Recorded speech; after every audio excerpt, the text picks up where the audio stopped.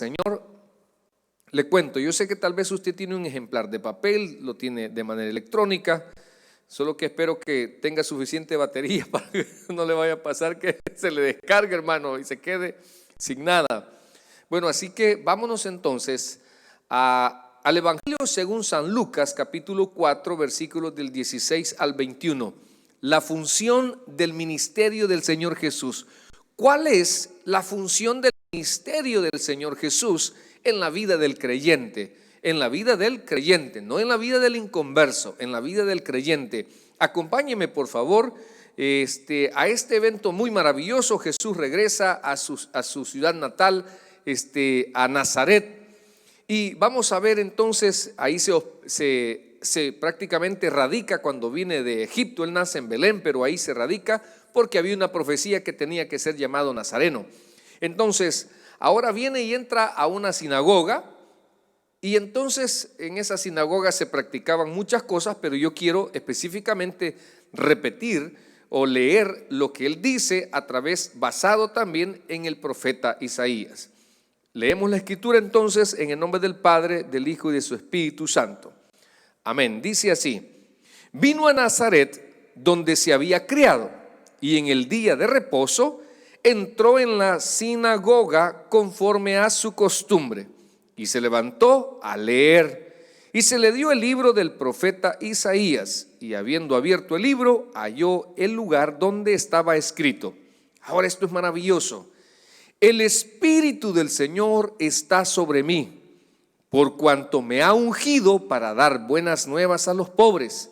Me ha enviado a sanar a los quebrantados de corazón y a pregonar libertad a los cautivos y vista a los ciegos, a poner en libertad a los oprimidos. Qué hermoso, hermanos. Ahora, 19, a predicar el año agradable del Señor. Y enrollando el libro, dio al ministro y se sentó. Y los ojos de todos en la sinagoga estaban fijos en él. Y comenzó a decirles: hoy, este puede ser su hoy también, hoy se ha cumplido esta escritura delante de vosotros. Vamos a orar. Padre, suplicamos, Señor, que su Santo Espíritu tome control, Señor, de este inútil predicador, que lo único, Señor, que queremos es ser instrumento suyo para glorificar, honrar a ese que vino, Señor, a morir por nuestros pecados, aquel que nos amó de tal manera, Señor. Pedimos, Dios, perdón por nuestras faltas y que bendiga, Señor, ese amor, ese deseo, ese interés de mis hermanos por escuchar tu palabra, por tener un servicio aunque sea al aire, Señor. Pero bendiga ese rincón, bendiga ese televisor donde hoy prendieron y se conectaron a través de alguna aplicación. Bendiga, Señor, ese teléfono donde mi hermana ahora va a escuchar su palabra, esa computadora, esa tablet. Bendiga, Señor, ese internet que se paga en ese hogar y que se le da un buen uso también, porque lo dedican para gastar sus datos, Señor, para estar conectados contigo. Por eso suplico que esto, Señor, en aquel que quiere ser su discípulo, prepare su corazón, Señor. Ábrale el entendimiento y que esta palabra quede arraigada, fundamentada, penetrada y con el deseo de creerla, aceptarla y ponerla por obra. En el nombre de Jesús. Amén y amén. Bueno, mis amados hermanos, la función del ministerio del Señor Jesús. La función del ministerio del Señor Jesús. Esto es como cuando de repente, supóngase, hay un incendio. ¿A quién va a llamar a usted? No va a llamar al pastor porque él va a agarrar fuego también. Tiene que agarrar un bombero. Amén, hermana. Entonces, vamos a ver la función del ministerio del Señor Jesús. ¿Qué tiene que ver este ministerio? Que muchas veces nosotros, los religiosos, trastocamos esa bendición del ministerio del Señor. Por eso este mensaje tiene como propósito que comprendas en qué consiste, oye bien, en qué consiste la función del ministerio del Señor Jesús para todo aquel que le acepta como el Mesías esperado por Israel. Ya nosotros, hermanos, os es dado nuevas buenas de salvación, que ha nacido en la ciudad de Belén. ¿Quién, hermanos? El Rey. ¿Quién ha nacido, hermanos? El Mesías esperado por ese pueblo de Israel. Y hubo, hermanos, una hueste celestial que decían: Hosana, Hosana. Ahora, bendito sea el nombre del Señor por aquellos que hemos creído y aceptado que Jesús, el que nació de la Virgen María, concebido por el Espíritu Santo, quien es el Hijo de Dios. Ahora vamos a comprender esa función de su ministerio que vino a establecer, que estaba profetizado, de qué se trataría este ministerio, hermanos, y así tener claro, para no desviarnos de ese mensaje de amor que Él tiene para los creyentes, más que de condenación. Así dice la Escritura: yo no he venido a buscar a justos, sino a pecadores para el arrepentimiento. Los sanos no necesitan médicos. Entonces el Señor vino a buscar a quienes, a los pecadores, de los cuales decía el apóstol Pablo: yo soy el primero, y quizás yo me pongo de segundo. Entonces, mis amados, en el relato de los evangelios queda registrado algunos actos de bondad del Señor Jesús hacia las personas. Mire, en los relatos, cuando usted se da la tarea de leer los evangelios, dice, por ejemplo, me encantan las expresiones donde dice: tengo compasión de la gente. Tengo compasión. O sea, Él se compadecía de la situación, se compadecía de la circunstancia, de la pérdida, a tal grado que una vez iba una viuda a enterrar a su hijo, y el Señor Jesús, la viuda de Naín, esa mujer no pidió que se lo resucitase, no pidió un milagro, simplemente Dios se compadeció. Ya hemos dicho que en ocasiones Dios realmente obra en nosotros, no porque nosotros merezcamos, y nunca lo va a hacer así, que merezcamos un milagro, sino es porque Él se compadece. También, hermanos, en algún momento el Señor Jesús tuvo misericordia, ¿sí? Se compadeció de la miseria en la que estaba. Por ejemplo, ya hemos hablado de circunstancias también, que ya vamos a desarrollar esto. Pero hay tres cosas que que los evangelios registran de esos actos de bondad de nuestro Señor Jesucristo. Mostró compasión, misericordia y mostró amor. Algo tan maravilloso que podemos tener, y créamelo, esto no solamente fue para esas personas, también es para nosotros. Él muestra compasión, misericordia y amor. Y yo le puedo poner el caso de la mujer encontrada en pleno acto de adulterio. ¿Qué encontró de parte de Jesús? Porque todos la condenaron. Pero Jesús se compadeció, tuvo misericordia y tuvo amor. Ahora, eso, hermanos, hacía tan diferente a los religiosos en ese entonces, porque ellos estaban tan enfrascados, y cuidado, por favor, hermano, estaban tan enfrascados, cuidado usted y yo, estemos enfrascados en tradiciones, o sea, convertir una tradición en ley. Por eso dice que la costumbre se hace ley. Cuidado, hermano, en esas tradiciones que se habían convertido estas personas en legalistas, habiendo olvidado la misericordia. Y todavía les dijo: les voy a contar una historia. Les voy a contar un hombre, dice, que fue asaltado, quedó tirado, y pasó un levita y lo vio de largo.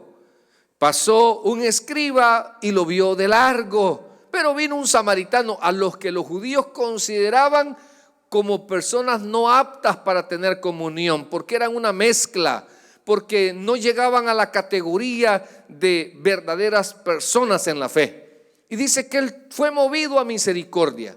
Y entonces, demostrando muchas veces, hermanos, que en qué habían caído: en indiferencia. Miren, nosotros muchas veces caemos también en indiferencia en los tiempos que estamos viviendo. Hay gente, hermanos, que no ha entendido los sazones de este tiempo.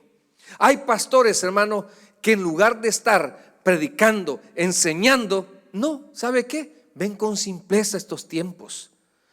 En lugar de predicar más, han rebajado.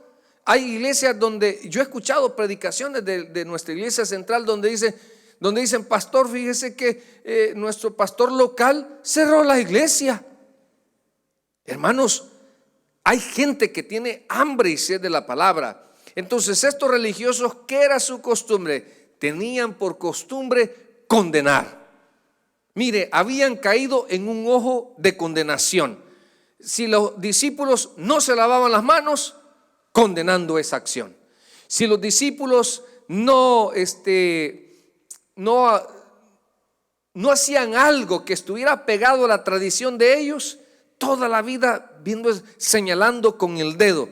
A mí me encanta algo que dicen por ahí, que tengamos cuidado cuando señalamos a alguien con un dedo, porque hay 3 que te están señalando a ti. Y mira el dedo gordo para arriba, o sea, de ahí te va a venir también tu condenación. Entonces, hacían, hermanos, estos religiosos acepción de personas también.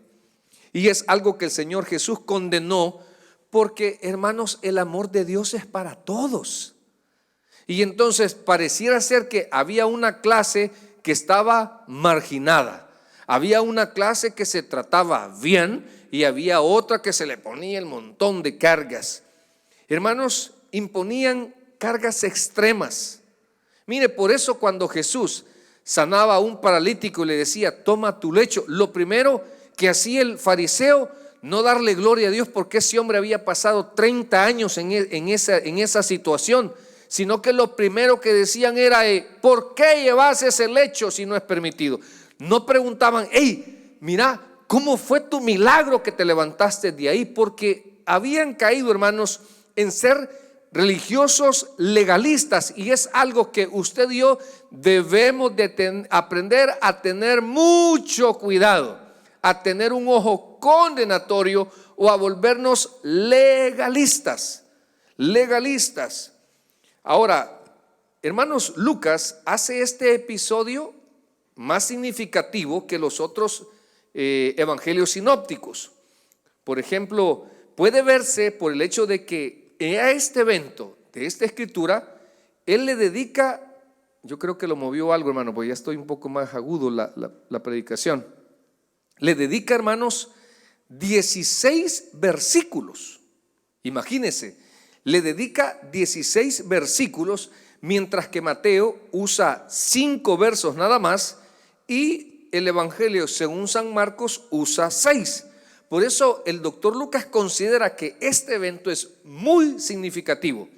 Cuando dice que el Señor estaba en la sinagoga y se levantó a leer, esta es una postura acostumbrada en las sinagogas para leer las escrituras. Por eso no sé si usted ha notado que nosotros tenemos por costumbre, ¿sí?, que cuando alguien va a presidir y va a leer la palabra, por lo general no lo hacemos sentados, sino que nos ponemos en pie, y en su mayoría de hermanos también nos acompañan a leer en pie. Pero en las sinagogas, más que todo, el que leía lo que es la Torá o los profetas, él estaba en la obligación de ponerse en pie. Ahora, no estaba permitido, hermanos, que cuando esta persona leyera tuviera algún tipo de apoyo mientras leía el libro. O sea, tenía que sostenerlo en sus manos. Mire, en cada reunión se leía una porción de la ley, o sea, la Torá, o sea, el Pentateuco, o sea, los primeros 5 libros de la Biblia, y, hermanos, luego se tomaba una porción de los profetas. En esta ocasión ya había sido leída la porción de la ley antes que dieran el libro de Isaías a nuestro Señor Jesucristo. O sea que primero se leía lo que es la ley y luego posteriormente se le daba a alguien más para que leyera un texto de los profetas.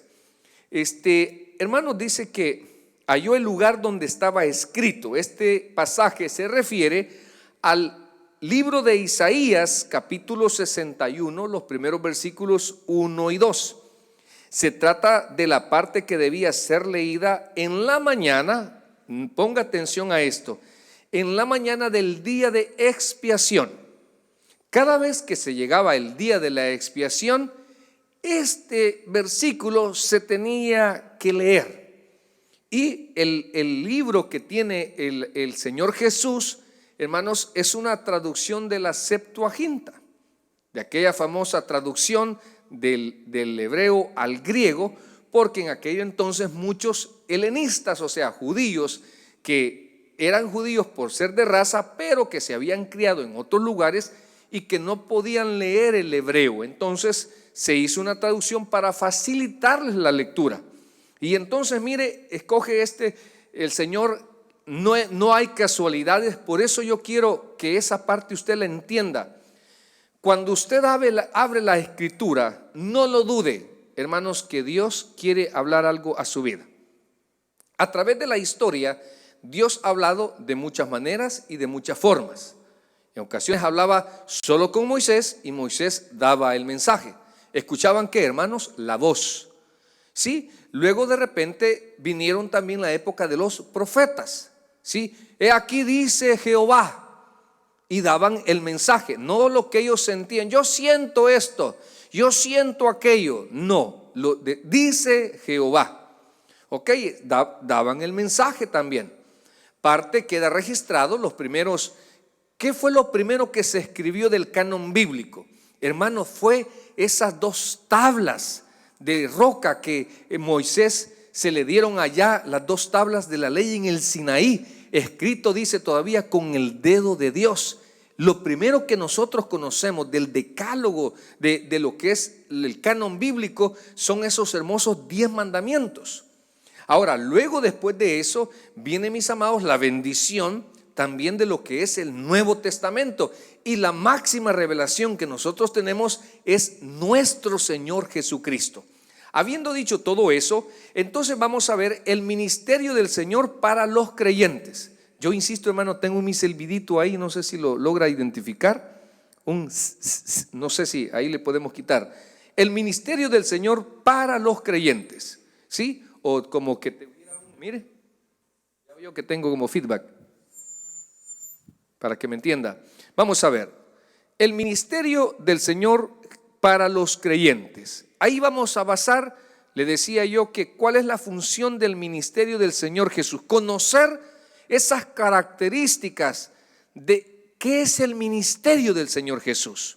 ¿Sí? Basado en Isaías, hermanos, capítulo 61, y que el doctor Lucas lo desarrolla, deja registrado ese evento para que nosotros podamos entender. Una cosa es lo que yo crea del cristianismo y otra cosa es lo que el Señor dice del cristianismo. ¿En qué consiste? Porque hay gente que dice, no, yo me voy a hacer pastor porque yo veo el carro de la gente, de los pastores, que cómo viven, qué tienen, y tal vez hablan por ignorancia, no saben, digamos, la vida de cada quien, porque así es la gente, ¿verdad? Muchas veces se deja llevar por lo que oyen, por lo que ven, pero no por el conocimiento verdadero. En este caso yo quiero que usted entienda en qué consiste, qué es el evangelio para una persona. ¿Sí? ¿Qué es el evangelio? Mire, pues vamos a comenzar en el versículo 4:18, porque ahí vamos a encontrar varios principios de en qué consiste el ministerio del Señor. Ahora dice, el Espíritu del Señor está sobre mí. Se refiere, hermanos, en ese momento cuando Jesús fue bautizado por Juan el Bautista y vino y descendió, ¿quién? El Espíritu Santo, por cuanto me ungió. Ahora, ¿para qué dice?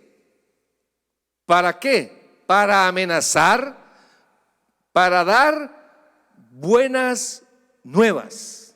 Ahora, ¿quién? Dice ahí un grupo de gente que estaba marginada por los religiosos, que siempre ha estado marginada para los pobres. Entonces, en primer lugar, hermanos, el ministerio del Señor Jesús para los creyentes es dar buenas nuevas. ¿Cómo estamos ahora? Hermanos, terrible, terrible. Me dice una buena amiga el día de mira, Edwin, está tremendo, las compañías empiezan a levantarse, no hay empleo, no están contratando gente, esto va de mal en peor. ¿Cómo está viendo el panorama? Malo. Ok, entonces, en momentos así difíciles, ¿dónde nos vamos a ir? Donde hay alguien que nos ha prometido buenas nuevas. ¿Y quién es ese? Nuestro Señor Jesucristo. Para salirnos un poquito de ese momento difícil en el cual está usted, en esa llamada que ha recibido, en ese examen que tiene, en esa situación de sus hijos en rebeldía, en aquello que usted siente que está terminado, le tengo una noticia. En la vida de un hijo de Dios, la última palabra la tiene el Señor, y por eso nos dice: ten ánimo, no temas. Es tan importante, hermanos, entonces, para dar buenas nuevas. Nadie, rico o pobre, puede encontrar a Jesús hasta que se dé cuenta de su destitución espiritual. Todos estamos destituidos porque nosotros tenemos un cuerpo lleno de pecado que nos separa de Dios. Hay una separación, hermanos, y hay un abismo. Y el único que nos puede unir para con Dios es el sacrificio de nuestro Señor Jesucristo. Es la cruz del Señor la que nos acorta esa división. Busque a Cristo y confiese su necesidad. Analice, hermanos, su búsqueda de Dios. Analice, por favor, su búsqueda de Dios. Pásela por el fuego. Pruébese a usted mismo, hermanos. Y si usted se ve identificado, corrija esa manera equivocada que muchas veces tenemos de buscar a Dios. Porque en ocasiones nosotros buscamos a Dios por religiosidad. Todo mundo busca palabra para saciar su alma.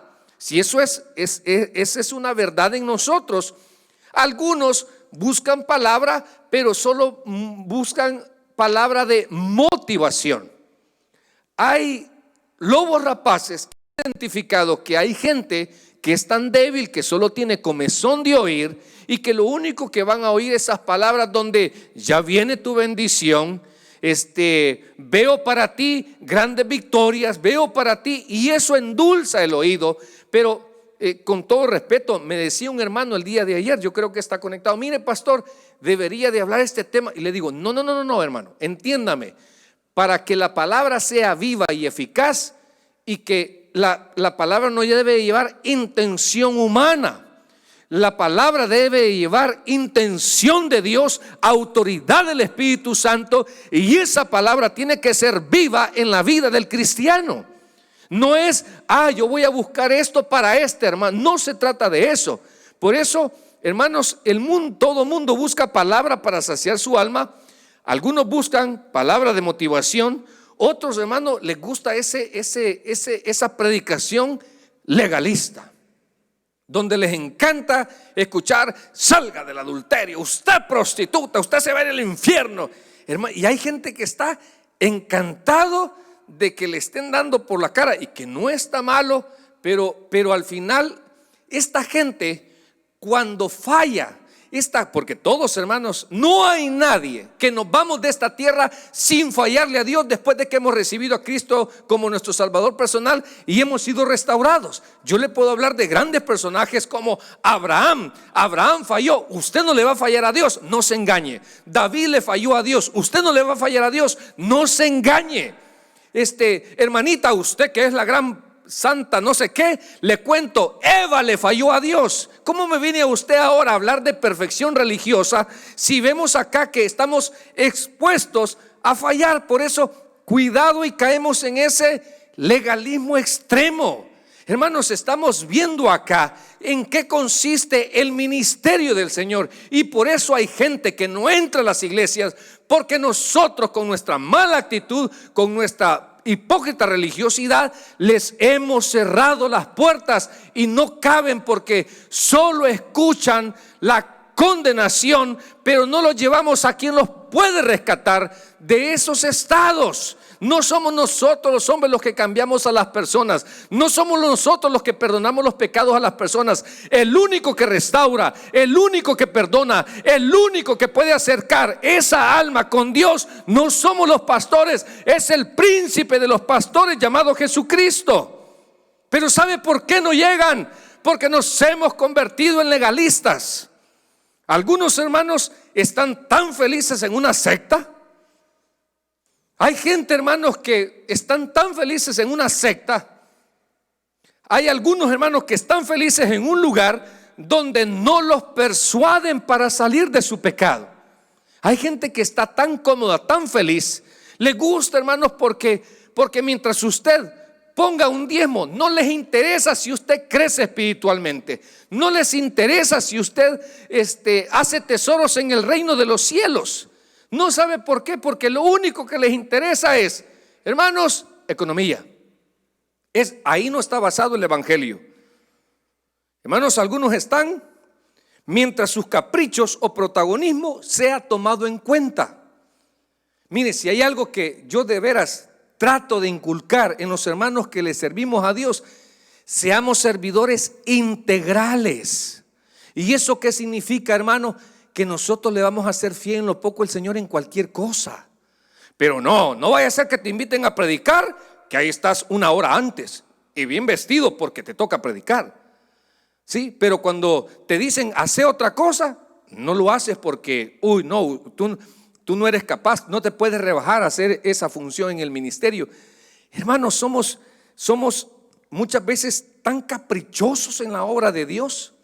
Queremos hacer o exigimos que que sea tomado en cuenta algo. Nos gusta el protagonismo, nos gusta aquellas funciones donde va a salir mencionado nuestro nombre, aquella función donde vamos a salir en la fotografía. Hermanos, qué lejos y distante estamos en nuestra disque búsqueda de Dios. Analícese, por favor. Si su búsqueda del Señor solamente es la escasez material. Porque yo he visto a través de mis pocos años que tengo de cristianismo, gente, hermano, que viene bien endeudada, gente que viene sin trabajo a la iglesia, gente que lo andan persiguiendo de la Curazao, que lo andan persiguiendo, hermano, ¿de dónde? Y ahí estamos clamando por una liberación económica. Ahí estamos, hermanos, viendo quién le consigue un trabajo. Ahí estamos orando para que Dios abre puertas. Pero cuando ya Dios abre esa puerta, cuando Dios ya solventa esa necesidad, cuando Dios ya los saca de esa deuda, sabe, le estoy hablando con propiedad, se olvidan de los tratos, se olvidan de buscar de Dios, porque ya resolvieron su problema económico. A mí me encanta cuando nuestro pastor fundador, recuerdo eso, que nos confrontaba y nos decía: tú estás en ese asiento porque te gusta, porque sientes hambre y sed de la palabra, o no tienes para pecar. Porque hay gente, hermano, créamelo, que no está su corazón ahí, sino que no tiene otro lugar donde ir. O sea, tristemente, hermano, los que ya resolvieron su problema sentimental, ¿a cuánto yo he visto acá que pasan de lunes a domingo en la iglesia porque no tienen tinta tu tintero? Tienes novia, quien te quiera. Ay, están bien entregados. Ay, dice, ¿y cómo es posible que la gente no venga? ¿Y cómo es posible acá? Pero cuando te sale tu faldita, cuando te sale tu pantalón, sabes que entonces empiezas: ay, no, yo necesito también tiempo para mi vida sentimental. Cuando esa persona o es piedra de tropiezo o Dios te la ha dado y no estás dándole gloria a quien te lo proveyó. Hermanos, o realmente es por necesidad espiritual tu acercamiento con Dios.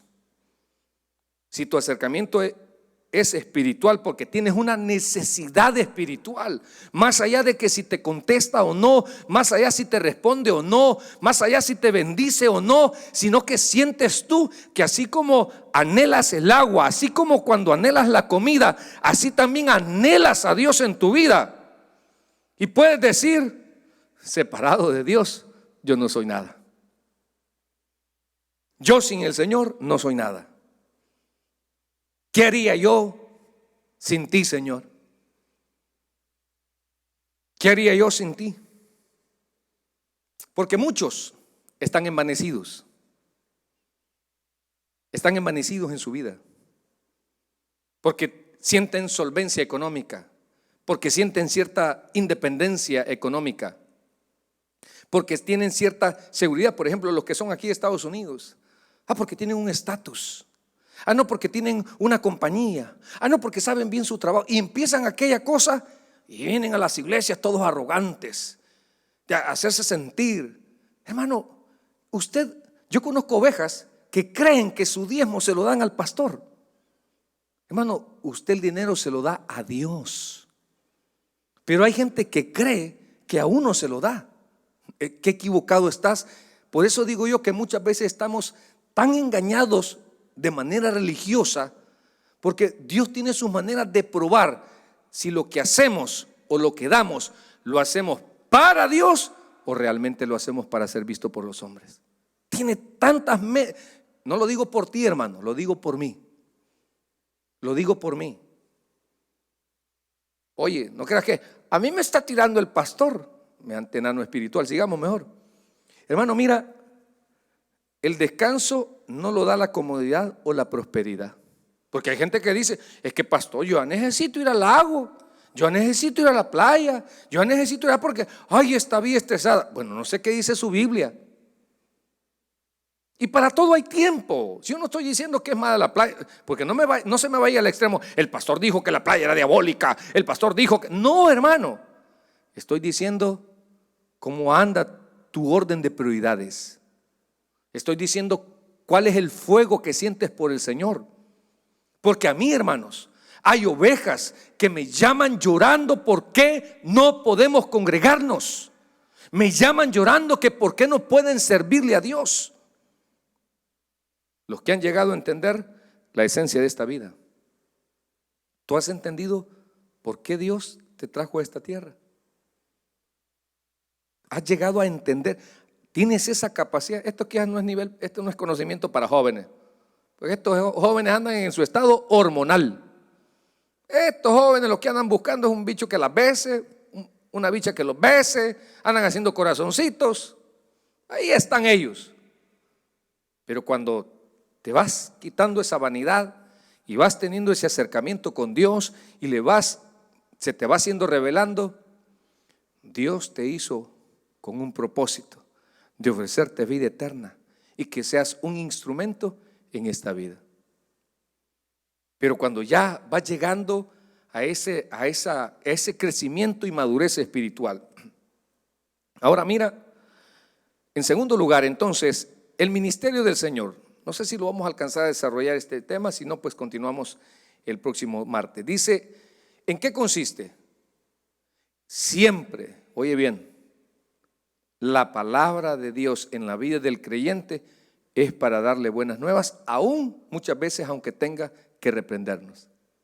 Siempre es para buenas nuevas, porque aún su castigo es para evitarnos peores males. Aún sus reprensiones, aún cuando no nos contesta las cosas que nosotros anhelamos y sentimos que nos surge, de algo nos está librando Dios. Por eso, cuando el ministerio del Señor no es para meterte miedo, porque hay pastores, hermano, que tienen a la congregación. Mire, hay malos líderes que coaccionan a sus ovejas. Las ponen en un miedo, no porque sea un temor de Dios, sino que es un miedo a sus intereses. Les empiezan a meter un miedo que realmente no viene de Dios, sino de sus malas intenciones. Pero el ministerio del Señor, usted anda buscando a Dios, usted va a encontrar buenas nuevas. Buenas nuevas. Por eso dice él, me ha ungido para dar, ¿qué dice ahí? Malas noticias. No. Para salvarte y arreglar tu vida. Para eso te ha buscado Dios. Para darte buenas nuevas. Significa que tu vida no está terminada, pues. Pero vamos a comenzar con lo primero, dice el Señor. Primero vamos a trabajar tu corazón. Primero vamos a sacudirte un montón de cosas que te hacen daño y que no te permiten crecer en esta vida. Que no te permiten administrar una familia, que no te permiten administrar una buena esposa, que no te permiten administrar un buen esposo, que no te permiten tener un buen negocio. Vamos a comenzar de cero. Te vamos a empezar a restaurar, pero no me busques por interés. No me busques solo como un 911. Búscame porque has sentido que sin mí no eres nada, dice el Señor. En segundo lugar, hermanos, ¿qué podemos encontrar en el ministerio para los creyentes? Mire, no sé, me acabé, que ya me apentecostalé, pero hoy ya me siento al revés, me siento bien en un sonido bien raro. Veamos ahí, Lucas 4:18. El Espíritu del Señor está sobre mí, por cuanto me ha ungido para dar buenas nuevas a los pobres, me ha enviado a sanar. ¿A quiénes? A los quebrantados de corazón. En el ministerio del Señor Jesús, yo no sé cómo está su corazón. Hermanos, muchas veces nuestro corazón está confundido. Puede ser que alguno que esté conectado le pega bien esa alabanza, 2 mujeres y un camino. Tiene su corazón confundido. Dice ahí, a los quebrantados de corazón. ¿Qué le pasó a usted? ¿Qué mala experiencia tuvo? ¿Qué le ha sucedido en esta vida? ¿Quién le provocó que su corazón fuera quebrantado? Y le cuento, sin ánimo de menospreciar el profesionalismo, la ciencia, pero nunca va a encontrar tanto descanso en los problemas de su corazón como en Dios. El hombre va a encontrar terapias, en Dios va a encontrar solución. Y el hombre, tristemente, muchas veces lo va a desviar.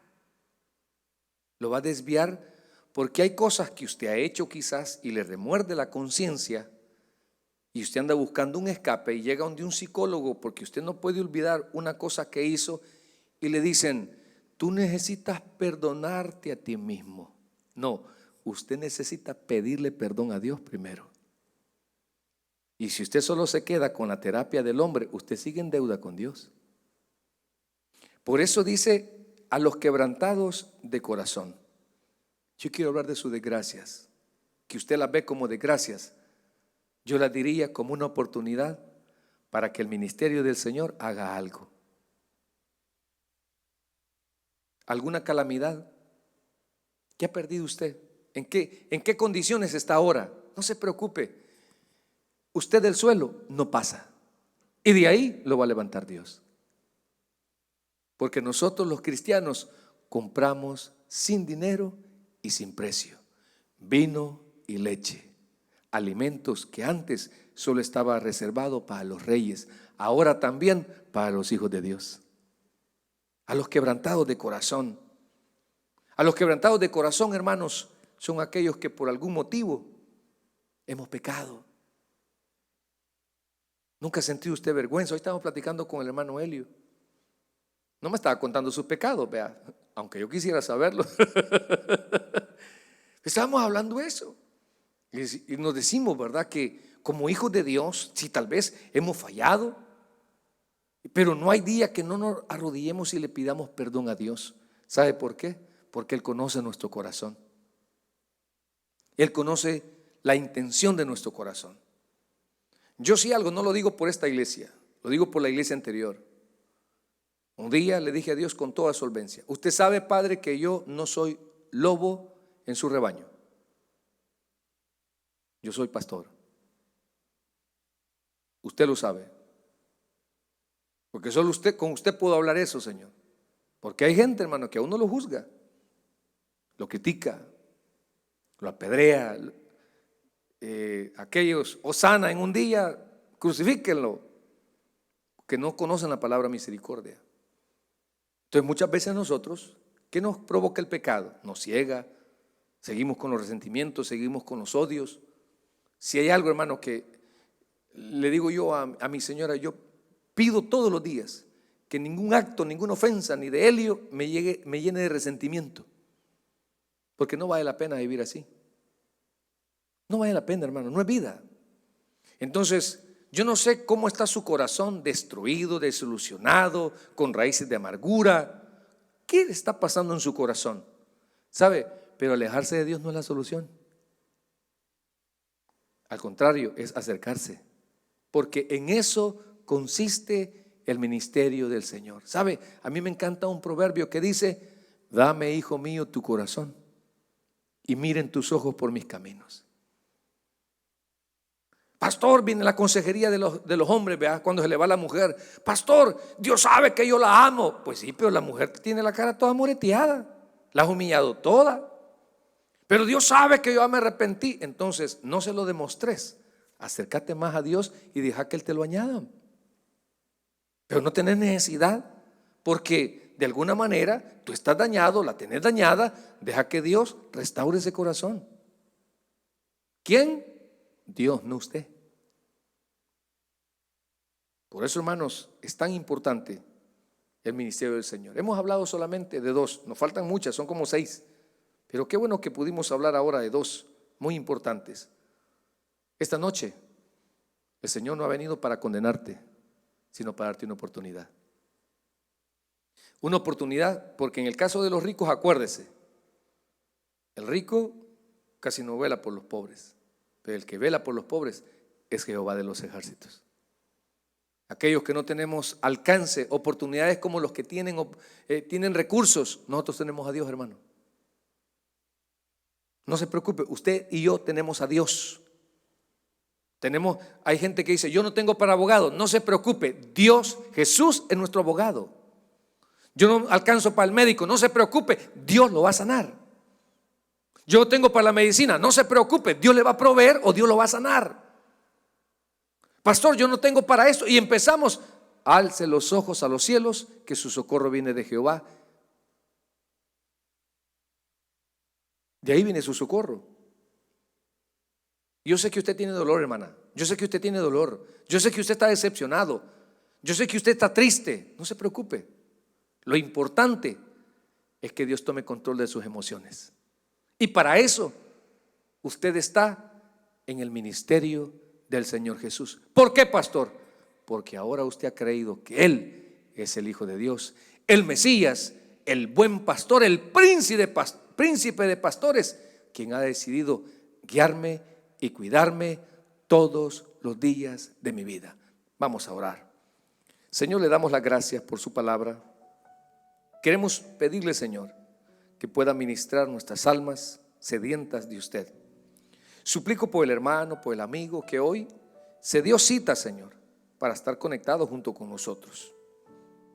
Bendiga sus vidas, pero en especial aquel que no le conoce, aquel que nunca le ha recibido y que, como yo, tenía un mal concepto, quizás por los malos pastores, quizás por los malos cristianos que llevan un mensaje de confrontación y de condenación más que de salvación.